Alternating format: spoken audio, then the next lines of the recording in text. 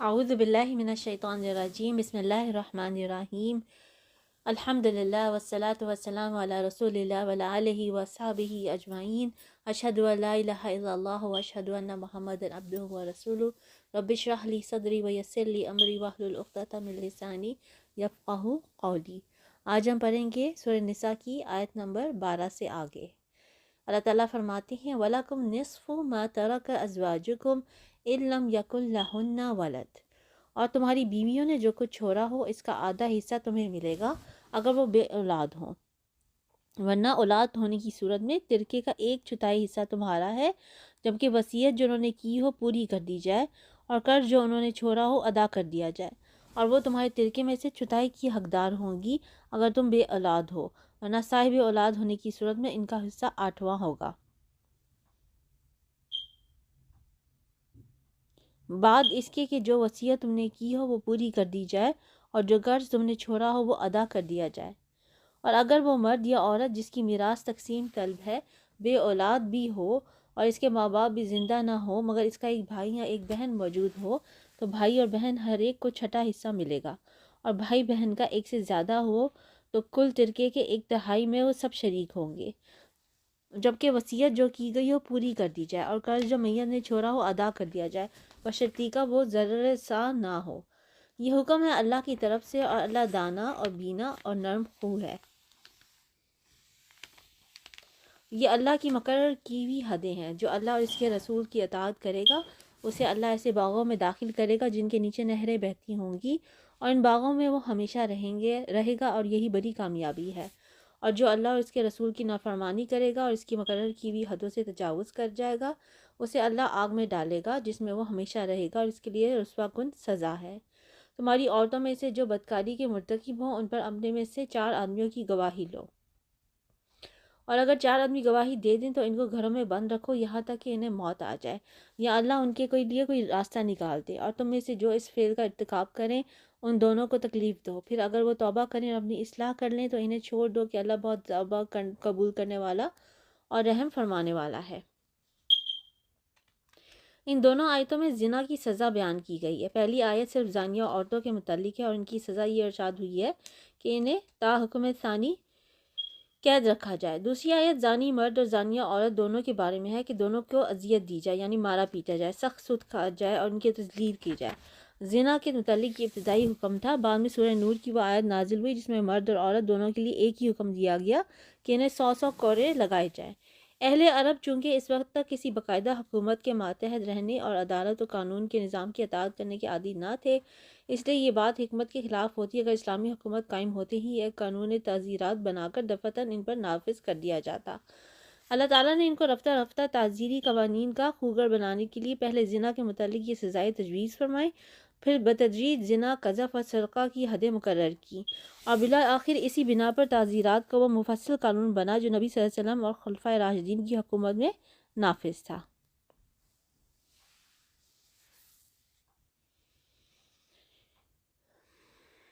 ہاں یہ جان لو کہ اللہ پر توبہ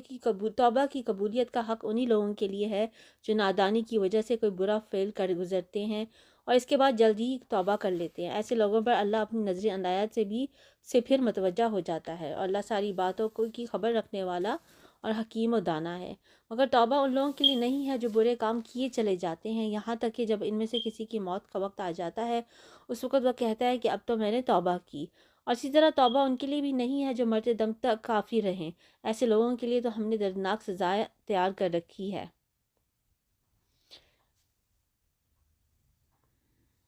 اے لوگوں جو ایمان لائے ہو، تمہارے لیے یہ حلال نہیں کہ زبردستی عورتوں کے وارث بن بیٹھو، اور نہ یہ حلال ہے کہ انہیں تنگ کر کے اس مہر کا کچھ حصہ اڑا لینے کی کوشش کرو جو تم انہیں دے چکی ہو۔ ہاں اگر وہ کسی صحیح بدچلنی کی مرتکب ہو تو ضرور تمہیں تنگ کرنے کا حق ہے، ان کے ساتھ بھلے طریقے سے زندگی بسر کرو۔ اگر وہ تمہیں ناپسند ہو سکتا ہے کہ ایک چیز تمہیں پسند ہو مگر اللہ نے اس میں بہت کچھ اگر وہ تمہیں ناپسند ہو سکتا ہے ایک چیز تمہیں پسند نہ ہو مگر اللہ نے اسی میں بہت کچھ بھلائی رکھ دی ہو، اور اگر تم ایک بیوی کی جگہ دوسری بیوی لے آنے کا ارادہ ہی کر لو تو خواہ تم نے اسے ڈھیر سا مال ہی کیوں نہ دیا ہو اس میں سے کچھ واپس نہ لینا۔ کیا تم بہتان اسے لگا کر اور سری ظلم کر کے واپس لوگے، اور آخر تم اسے کس طرح لے لوگے جبکہ تم ایک دوسرے سے لطف اندوز ہو چکی ہو اور وہ تم سے پختہ عہد لے چکی ہے۔ اور جن عورتوں سے تمہارے باپ نکاح کر چکے ہوں ان سے ہرگز نکاح نہ کرو مگر جو پہلے ہو چکا سو ہو چکا، یعنی اس حکم کے نازل ہونے سے پہلے جو ہو چکا سو ہو چکا۔ در حقیقت یہ ایک بے حیائی کا فعل ہے، ناپسندیدہ ہے اور برا چلن ہے۔ تم پر حرام کی گئی ہیں تمہاری مائیں، بیٹیاں، بہنیں، پھوپھیاں، خالائیں، بھتیجیاں، بھانجیاں، اور تمہاری وہ مائیں جنہوں نے تم کو دودھ پلایا ہو، اور تمہاری دودھ شریک بہنیں، اور تمہاری بیویوں کی مائیں، اور تمہاری بیویوں کی لڑکیاں جنہوں نے تمہاری گودوں میں پرورش پائی ہے، ان بیویوں کی لڑکیاں جن سے تمہارا تعلق زن و شو ہو چکا ہے، ورنہ اگر صرف نکاح ہوا ہو اور تعلق زن و شو نہ ہوا ہو تو انہیں چھوڑ کر ان کی لڑکیوں سے نکاح کر لینے میں تم پر کوئی مواخذہ نہیں ہے، اور تمہارے ان بیٹے کی بیویاں جو تمہاری صلب سے ہوں، اور یہ بھی تم پر حرام کیا گیا ہے کہ ایک نکاح میں دو بہنوں کو جمع کرو، مگر جو پہلے ہو گیا سو ہو گیا، اللہ بخشنے والا اور رحم کرنے والا ہے۔ اور وہ عورتیں بھی تم پر حرام ہیں جو کسی دوسرے کے نکاح میں ہو، البتہ ایسی عورتیں اس سے مستثنیٰ ہیں جو جنگ میں تمہارے ہاتھ آئیں، یہ اللہ کا قانون ہے جس کی پابندی تم پر لازم کر دی گئی ہے۔ ان کے ماں سوا جتنی عورتیں ہیں انہیں اپنے اعمال کے ذریعے سے حاصل کرنا تمہارے لیے حلال کر دیا گیا ہے، بشرطیکہ حصان نکاح میں ان کو محفوظ کرو، نہ یہ کہ آزاد شہوت رانی کرنے لگو۔ پھر جو ازدواجی زندگی کا لطف تم ان سے اٹھا لو اس کے بدلے ان کے مہر بطور فرض کے ادا کرو، البتہ مہر کی قرارداد ہو جانے کے بعد آپس کی رضامندی سے تمہارے درمیان اب کوئی سمجھوتا ہو جائے تو اس میں کوئی حرج نہیں، اللہ علیم اور دانا ہے۔ اور جو شخص تم میں سے اتنی مقدرت نہ رکھتا ہو کہ خاندانی مسلمان عورتوں محسنات سے نکاح کر سکے، اسے چاہیے کہ تمہاری لونڈیوں میں سے کسی کے ساتھ نکاح کر لے جو تمہارے قبضے میں ہو اور مومنہ ہو، اللہ تمہارے ایمانوں کا حال خوب جانتا ہے، تم سب ایک ہی گروہ کے لوگ ہو۔ لہٰذا ان کے سرپرستوں کی اجازت سے ان کے ساتھ نکاح کر لو اور معروف طریقے سے ان کے مہر ادا کر دو تاکہ وہ حصار نکاح میں محفوظ ہو کر رہیں، آزاد شہوت رانی نہ کرتی پھریں اور نہ چوری چھپے آشنائیاں کریں۔ پھر جب وہ حصار نکاح میں محفوظ ہو جائیں اور اس کے بعد کسی بد چلنی کے مرتکب ہوں تو ان پر اس سزا کی بنسبت عادی سزا ہے جو خاندانی عورتوں کے لیے مقرر ہے۔ یہ سہولت تم میں سے ان لوگوں کے لیے پیدا کی گئی ہے جن کو شادی نہ کرنے سے بند تقویٰ کے ٹوٹ جانے کا اندیشہ ہو، لیکن اگر تم صبر کرو تو یہ تمہارے لیے بہتر ہے اور اللہ بخشنے والا اور رحم فرمانے والا ہے۔ اللہ چاہتا ہے کہ تم پر ان طریقوں کو واضح کرے اور انہی طریقوں پر تمہیں چلائے جن کی پیروی تم سے پہلے گزرے ہوئے صلحاء کرتے تھے۔ وہ اپنی رحمت کے ساتھ تمہاری طرف متوجہ ہونے کا ارادہ رکھتا ہے اور وہ علیم بھی ہے اور دانا بھی۔ ہاں اللہ تم پر رحمت کے ساتھ توجہ کرنا چاہتا ہے، مگر جو لوگ خود اپنی خواہشات نفس کی پیروی کر رہے ہیں وہ چاہتے ہیں کہ تم راہ راست سے ہٹ کر دور نکل جاؤ۔ اللہ تم پر سے پابندیوں کو ہلکا کرنا چاہتا ہے کیونکہ انسان کمزور پیدا کیا گیا ہے۔ اے لوگو جو ایمان لائے ہو، آپس میں ایک دوسرے کے مال باطل طریقوں سے نہ کھاؤ، لین دین ہونا چاہیے آپس کی رضامندی سے، اور اپنے آپ کو قتل نہ کرو۔ یقین مانو کہ اللہ تمہارے اوپر مہربان ہے۔ جو شخص ظلم و زیادتی کے ساتھ ایسا کرے گا اس کو ہم ضرور آگ میں جھونکیں گے، اور یہ اللہ کے لیے کوئی مشکل کام نہیں ہے۔ اگر تم ان بڑے بڑے گناہوں سے پرہیز کرتے رہو جن سے تمہیں منع کیا جا رہا ہے تو تمہاری چھوٹی موٹی برائیوں کو ہم تمہارے حساب سے ساقط کر دیں گے اور تم کو عزت کی جگہ عطا کریں گے۔ اور جو کچھ اللہ نے تم میں سے کسی کو دوسرے کے مقابلے میں زیادہ دیا ہے اس کی تمنا نہ کرو، جو کچھ مردوں نے کمایا ہے اس کے مطابق ان کا حصہ ہے اور جو کچھ عورتوں نے کمایا اس کے مطابق ان کا حصہ ہے۔ ہاں اللہ سے اس کے فضل کی دعا مانگتے رہو، یقیناً اللہ ہر چیز کا علم رکھتا ہے۔ اور ہم نے ہر اس ترکے کے حقدار مقرر کر دیے ہیں جو والدین اور رشتہ دار چھوڑیں، اب رہیں وہ لوگ جن سے تمہارے عہد و پیمان ہو تو ان کا حصہ انہیں دو، یقیناً اللہ ہر چیز پر نگراں ہے۔ مرد عورتوں پر قوام ہے اس بنا پر کہ اللہ نے ان میں سے ایک کو دوسرے پر فضیلت دی ہے، اور اس بنا پر کہ مرد اپنے مال خرچ کرتے ہیں، بس جو صالحہ عورتیں ہیں وہ اطاعت شعار ہوتی ہیں اور مردوں کے پیچھے اللہ کی حفاظت و نگرانی میں ان کے حقوق کی حفاظت کرتی ہیں۔ اور جن عورتوں سے تمہیں سرکشی کا اندیشہ ہو انہیں سمجھاؤ، خوابگاہوں میں ان سے علیحدہ رہو اور مارو، پھر اگر وہ تمہاری مطیع ہو جائے تو خواہ مخواہ ان پر دست درازی کے لیے بہانے تلاش نہ کرو، یقین رکھو کہ اوپر اللہ موجود ہے جو بڑا اور بالاتر ہے۔ اور اگر تم لوگوں کو کہیں میاں اور بیوی کے تعلقات بگڑ جانے کا اندیشہ ہو تو ایک حکم مرد کے رشتہ داروں میں سے اور ایک عورت کے رشتہ داروں میں سے مقرر کرو، وہ دونوں اصلاح کرنا چاہیں گے تو اللہ ان کے درمیان موافقت کی صورت نکال دے گا، اللہ سب کچھ جانتا ہے اور باخبر ہے۔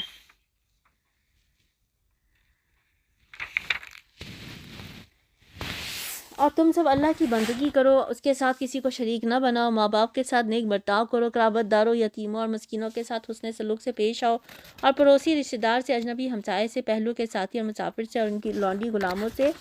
جو تمہارے قبضے میں ہو احسان کا معاملہ رکھو۔ یقین جانو اللہ کسی ایسے شخص کو پسند نہیں کرتا جو اپنے بندار میں مغرور ہو، اپنی بڑائی پر فخر کرے، اور ایسے لوگ بھی اللہ کو پسند نہیں ہیں جو کنجوسی کرتے ہیں اور دوسروں کو بھی کنجوسی کی ہدایت کرتے ہیں، اور جو کچھ اللہ نے اپنے فضل سے انہیں دیا ہے اسے چھپاتے ہیں۔ ایسے کافر نعمت لوگوں کے لیے ہم نے رسوا کن عذاب مہیا کر رکھا ہے، اور وہ لوگ بھی اللہ کو ناپسند ہیں جو اپنے مال محض لوگوں کو دکھانے کے لیے خرچ کرتے ہیں، اور در حقیقت نہ اللہ پر ایمان رکھتے ہیں نہ روز آخر پر۔ سچ یہ ہے کہ شیطان جس کا رفیق ہوا اسے بہت ہی بری رفاقت میسر آئی۔ آخر لوگوں پر کیا آفت آ جاتی اگر یہ اللہ اور روز آخر پر ایمان رکھتے اور جو کچھ اللہ نے دیا ہے اس میں سے خرچ کرتے۔ اگر یہ ایسا کرتے تو اللہ سے ان کی نیکی کا حال چھپا نہ رہ جاتا۔ اللہ کسی پر ذرا برابر بھی ظلم نہیں کرتا۔ اگر کوئی ایک نیکی کرے تو اللہ اسے جو چند کرتا ہے اور پھر اپنی طرف سے بڑا اجر عطا فرماتا ہے۔ پھر سوچو کہ اس وقت یہ کیا کریں گے جب ہم ہر امت میں سے ایک گواہ لائیں گے اور ان لوگوں پر تمہیں یعنی محمد صلی اللہ علیہ وسلم کو گواہ کی حیثیت سے کھڑا کریں گے۔ اس وقت وہ سب لوگ جنہوں نے رسول اللہ صلی اللہ علیہ وسلم کی بات نہ مانی اور اس کی نافرمانی کرتے رہے تمنا کریں گے کہ کاش زمین پھٹ جائے اور وہ اس میں سما جائیں۔ وہاں یہ اپنی کوئی بات اللہ سے نہ چھپا سکیں گے۔ اے لوگو جو ایمان لائے ہو، جب نشے کی حالت میں ہو تو نماز کے قریب نہ جاؤ۔ یہ شراب کے متعلق دوسرا حکم ہے۔ پہلا حکم وہ تھا جو سورہ بقرہ میں گزرا، اس میں صرف یہ ظاہر کر کے چھوڑ دیا گیا تھا کہ شراب بری چیز ہے، اللہ کو پسند نہیں۔ چنانچہ مسلمانوں میں سے ایک گروہ اس کے بعد ہی شراب سے پرہیز کرنے لگا تھا، مگر بہت سے لوگ اب اسے بدستور استعمال کرتے رہے تھے، حتیٰ کہ بسا اوقات نشے کی حالت میں ہی میں نماز پڑھنے کھڑے ہو جاتے تھے اور کچھ کا کچھ پڑھ جاتے تھے۔ غالباً 4 ہجری کی ابتدا میں یہ دوسرا حکم آیا اور نشے میں نماز کی ممانعت کر دی گئی۔ اس کا اثر یہ ہوا کہ لوگوں نے اپنے شراب پینے کے اوقات بدل دیے اور ایسے اوقات میں شراب پینی چھوڑ دی جن میں یہ اندیشہ ہوتا کہ کہیں نشہ ہی کی حالت میں نماز کا وقت نہ آ جائے۔ اس کے کچھ مدت بعد شراب کی قطعی حرمت کا وہ حکم آیا جو سورہ مائدہ کی آیت نمبر 90 اور 91 میں ہے۔ یہاں یہ بات ذہن نشی کر لینی چاہیے کہ آیت میں سکر یعنی نشے کا لفظ ہے، اس لیے یہ حکم صرف شراب کے لیے خاص نہ تھا بلکہ ہر نشہ آور چیز کے لیے عام تھا، اور اب بھی اس کا حکم باقی ہے۔ اگرچہ نشہ آور اشیاء کا استعمال بجائے خود حرام ہے، لیکن نشے کی حالت میں نماز پڑھنا دوہرا اور عظیم تر گناہ ہے۔ نماز اس وقت پڑھنی چاہیے جب تم جانو کہ کیا کہہ رہے ہو۔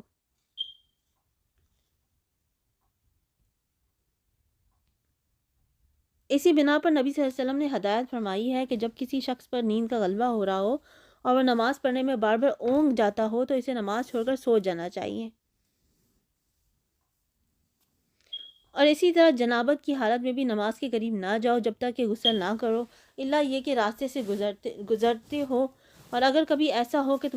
تم بیمار ہو یا سفر میں ہو یا تم میں سے کوئی شخص رفع حاجت کر کے آئے یا تم نے عورتوں سے لمس کیا ہو اور پھر پانی نہ ملے تو پاک مٹی سے کام لو اور اس سے اپنے چہروں اور ہاتھوں پر مسح کر لو، بے شک اللہ نرمی سے کام لینے والا اور بخشش فرمانے والا ہے۔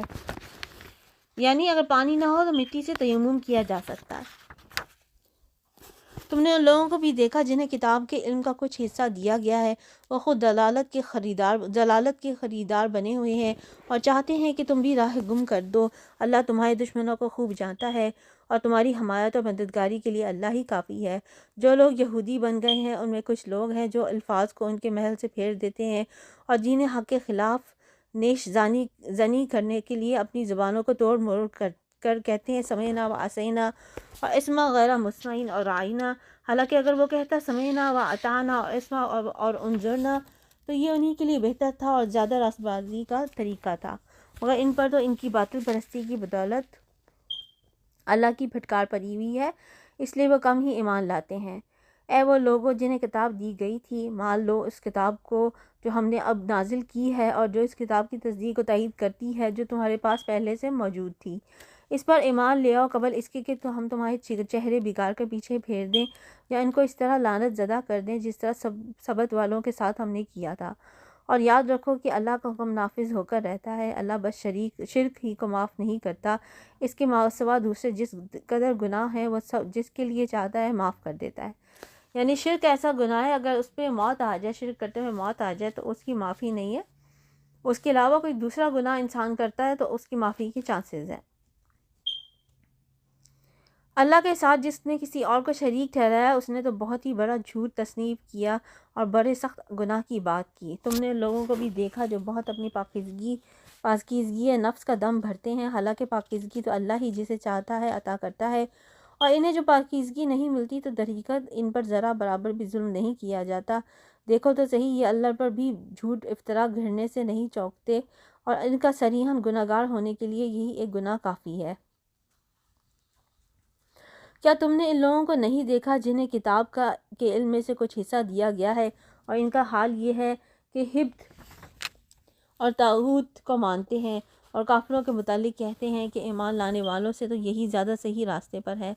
ایسے ہی لوگ ہیں جن پر اللہ نے لعنت کی ہے، اور جس پر اللہ لعنت کر دے پھر تم اس کا کوئی مددگار نہیں پاؤ گے. کیا حکومت میں ان کا کوئی حصہ ہے؟ اگر ایسا ہوتا تو یہ دوسروں کو ایک پھوٹی کوڑی تک نہ دیتے. پھر کیا یہ دوسروں سے اس لیے حسد کرتے ہیں کہ اللہ نے انہیں اپنے فضل سے نواز دیا؟ اگر یہ بات ہے تو انہیں معلوم ہو کہ ہم نے تو ابراہیم علیہ السلام کی اولاد کو کتاب اور حکمت عطا کی اور ملک عظیم بخش دیا، مگر ان میں سے کوئی اس پر ایمان لایا اور کوئی اسے منہ موڑ کیا، اور منہ موڑنے والوں کے لیے تو بس جہنم کی بھڑکتی ہوئی آگ ہی کافی ہے. جن لوگوں نے ہماری آیات کو ماننے سے انکار کر دیا ہے انہیں بالیقین ہم آگ میں جھونکیں گے، اور جب ان کے بدن کی کھال گل جائے گی تو اس کی جگہ دوسری کھال پیدا کر دیں گے تاکہ وہ خوب عذاب کا مزہ چکے. اللہ بڑی قدرت رکھتا ہے، اپنے فیصلوں کو عمل میں لانے کی حکمت خوب جانتا ہے. اور جن لوگوں نے ہماری آیات کو مان لیا اور نیک عمل کیے ان کو ہم ایسے باغوں میں داخل کریں گے جن کے نیچے نہریں بہتی ہوں گی، جہاں وہ ہمیشہ ہمیشہ رہیں گے، اور ان کو پاکیزہ بیویاں ملیں گی اور انہیں ہم گھنی چھاؤں میں رکھیں گے. مسلمانوں، اللہ تمہیں حکم دیتا ہے کہ امانت اہل امانت کے سپرد کرو، اور جو لوگوں کے درمیان فیصلے کرو تو عدل کے ساتھ کرو. اللہ تم کو نہایت عمدہ نصیحت کرتا ہے، اور یقیناً اللہ سب کچھ سنتا اور دیکھتا ہے. یا ایھا الذین آمنوا اطیعوا اللہ و اطیعوا الرسول و اولی الامر منکم. اے لوگوں جو ایمان لائے ہو، اطاعت کرو اللہ کی اور اطاعت کرو رسول کی اور ان لوگوں کی جو تم میں سے صاحب امر ہوں. پھر اگر تمہارے درمیان کسی معاملے میں نزاع ہو جائے تو اسے اللہ اور رسول کی طرف پھیر دو.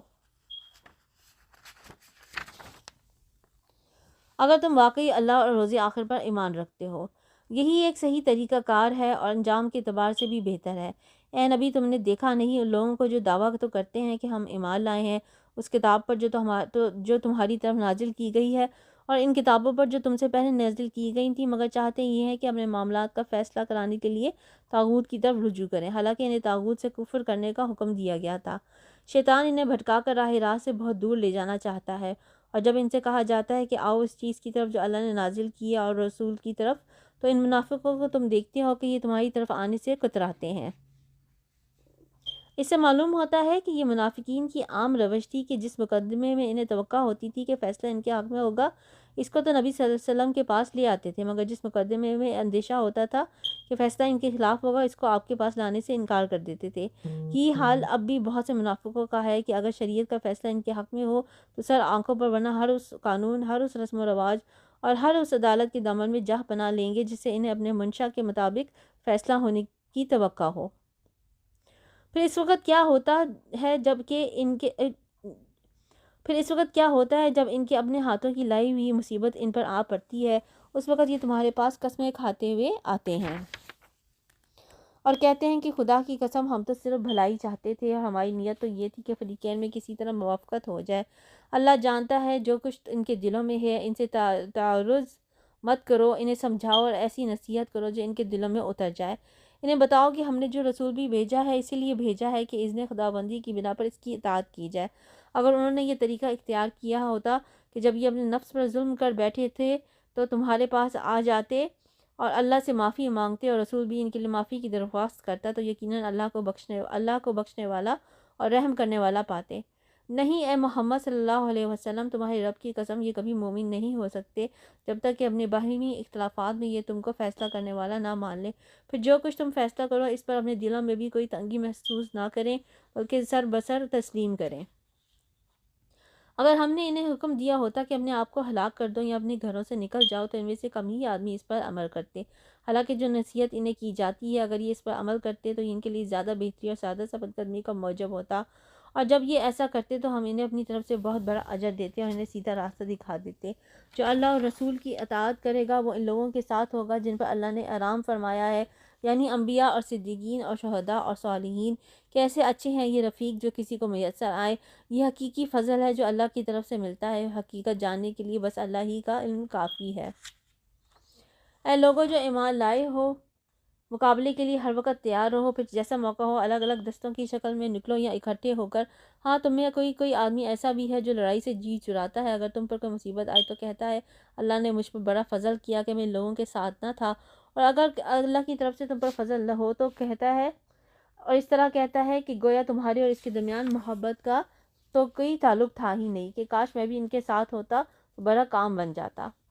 یعنی اگر کوئی نقصان ہوتا ہے مسلمانوں کا تو کہتے ہیں کہ ہم اچھا ہوا کہ ہم ان کے ساتھ نہیں تھے، اور اگر مسلمان فائدے میں ہوتے ہیں تو کہتے ہیں کہ اچھا ہوتا اگر میں ان کے ساتھ ہوتا۔ ایسے لوگوں کو معلوم ہو کہ اللہ کی راہ میں لڑنا چاہیے، ان لوگوں کو جو آخرت کے بدلے دنیا کی زندگی کو فروخت کر دیں، پھر جو اللہ کی راہ میں لڑے گا اور مارا جائے گا یا غالب رہے گا اسے ضرور ہم اجر عظیم عطا کریں گے۔ آخر کیا وجہ ہے کہ تم اللہ کی راہ میں ان بے بس مردوں، عورتوں اور بچوں کی خاطر نہ لڑو جو کمزور پا کر دبا لیے گئے ہیں اور فریاد کر رہے ہیں کہ خدایا ہم کو اس بستی سے نکال جس کے باشندے ظالم ہیں، اور اپنی طرف سے ہمارا کوئی حامی و مددگار پیدا کر دے۔ جن لوگوں نے ایمان کا راستہ اختیار کیا ہے وہ اللہ کی راہ میں لڑتے ہیں، اور جنہوں نے کفر کا راستہ اختیار کیا ہے وہ طاغوت کی راہ میں لڑتے ہیں۔ پس شیطان کے ساتھیوں سے لڑو اور یقین جانو کہ شیطان کی چالیں حقیقت میں نہایت کمزور ہیں۔ تم نے ان لوگوں کو بھی دیکھا جن سے کہا گیا تھا کہ اپنے ہاتھ روکے رکھو اور نماز قائم کرو اور زکوٰۃ دو۔ اب جو انہیں لڑائی کا حکم دیا گیا تو ان میں سے ایک فریق کا حال یہ ہے کہ لوگوں سے ایسا ڈر رہے ہیں جیسے خدا سے ڈرنا چاہیے یا کچھ اس سے بھی بڑھ کر، کہتے ہیں خدایا یہ ہم پہ لڑائی کا حکم کیوں لکھ دیا، کیوں نہ ہمیں ابھی کچھ اور مہلت دی۔ ان سے کہو دنیا کا سرمایہ زندگی تھوڑا ہے اور آخرت ایک خدا ترس انسان کے لیے زیادہ بہتر ہے، اور تم پر ظلم ایک شمع برابر بھی نہ کیا جائے گا۔ رہی موت تو جہاں بھی تم ہو وہ بہرحال تمہیں آ کر رہے گی، خواہ تم کیسی ہی مضبوط عمارتوں میں ہو۔ اگر انہیں کوئی فائدہ پہنچتا ہے تو کہتے ہیں یہ اللہ کی طرف سے ہے، اور اگر کوئی نقصان پہنچتا ہے تو کہتے ہیں یہ تمہاری بدولت ہے۔ کہو سب کچھ اللہ ہی کی طرف سے ہے، آخر ان لوگوں کو کیا ہو گیا ہے کہ کوئی بات ان کی سمجھ میں نہیں آتی۔ اے انسان تجھے جو بھلائی بھی حاصل ہوتی ہے اللہ کی عنایت سے ہوتی ہے۔ اے انسان تجھے جو بھی بھلائی حاصل ہوتی ہے اللہ کی عنایت سے ہوتی ہے، اور جو مصیبت تجھ پر آتی ہے وہ تیرے اپنے کسب و عمل کی بدولت ہے۔ اے محمد صلی اللہ علیہ وسلم ہم نے تم کو لوگوں کے لیے رسول بنا کر بھیجا ہے، اور اس پر خدا کی گواہی کافی ہے۔ جس نے رسول کی اطاعت کی اس نے دراصل خدا کی اطاعت کی، اور جو منہ موڑ گیا تو بہرحال ہم نے تمہیں ان لوگوں پر پاسبان بنا کر تو نہیں بھیجا ہے۔